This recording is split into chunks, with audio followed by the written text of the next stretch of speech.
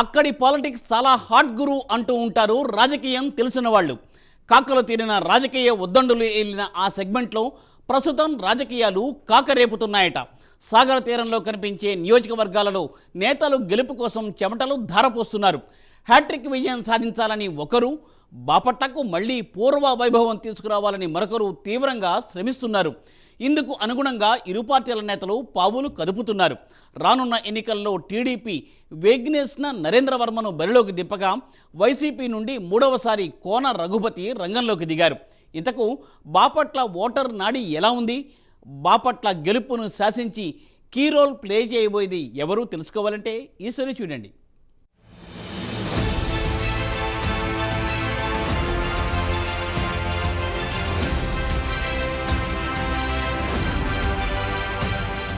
బాపట్లలో రాజకీయాలు ఆసక్తికరంగా మారాయి. బాపట్ల నియోజకవర్గం కాంగ్రెస్ పార్టీకి కంచుకోట. తెలుగుదేశం పార్టీ ఏర్పాటు తర్వాత రెండు పార్టీల హవా బాపట్లలో సాగింది. అయితే రాష్ట్ర విభజన తర్వాత గత రెండు ఎన్నికల్లో ఇక్కడ వైసీపీదే హవా. నియోజకవర్గంలో హ్యాట్రిక్ కొట్టాలని వైసీపీ వ్యూహాలు రచిస్తుంటే ఈసారి పసుపు జెండా ఎగురవేయాలని టీడీపీ ప్రతి వ్యూహాలు రచిస్తోంది.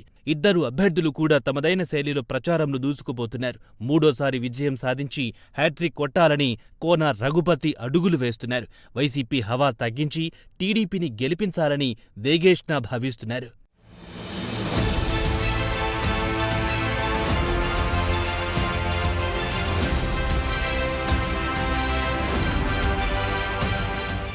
వైసీపీ తరపున మూడోసారి కోన రఘుపతి పోటీ చేస్తున్నారు. ఉమ్మడి రాష్ట్రంలో మంత్రిగా, శాసన సభాపతిగా, గవర్నర్గా ఉన్నత పదవులు పొందిన కోన ప్రభాకర్ కొడుకే ఈ కోన రఘుపతి.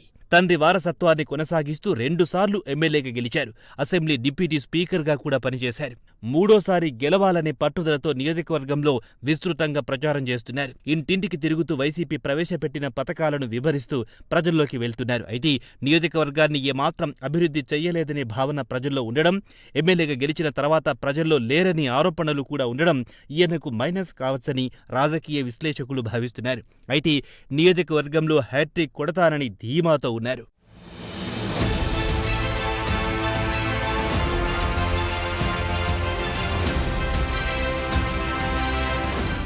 ఇక టీడీపీ తరపున వేగేష్ణ నరేంద్రవర్మ బరిలోకి దింపారు. జిల్లాలోనే కాకుండా ఇప్పుడు రాష్ట్ర వ్యాప్తంగా కూడా ఈయనకు మంచి పేరుంది. వేగేష్ణ ఫౌండేషన్ పేరుతో ఆయన ప్రజలను ఆదుకోవడంలో ముందుంటారనే టాక్ కూడా ప్రజల్లో ఉంది.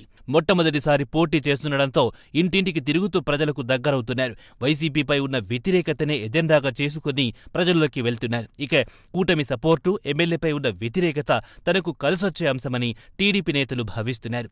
ఈసారి కూటమి సపోర్టు, సూపర్ 6 పథకాలే తనను గెలిపిస్తాయని వేగేష్ణ ధీమా వ్యక్తం చేస్తున్నారు. అయితే కొత్త అభ్యర్థి కావడం ఆయనకు మైనస్ అయ్యే అవకాశం ఉందంటున్నారు.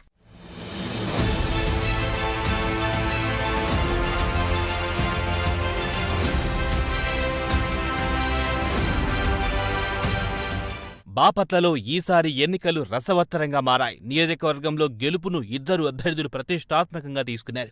హ్యాట్రిక్ కొట్టాలని ఒకరు భావిస్తుంటే నియోజకవర్గంలో తన మార్క్ చూపించాలని మరొకరు భావిస్తున్నారు. మరి ప్రజలు మూడోసారి కోన రఘుపతికి ఓటు వేసి హ్యాట్రిక్ విజయం అందిస్తారా, లేక సైకిల్ గుర్తుకు ఓటు వేసి కొత్త అభ్యర్థికి మద్దతు తెలుపుతారో తెలియాలంటే జూన్ 4 వరకు ఆగాల్సిందే.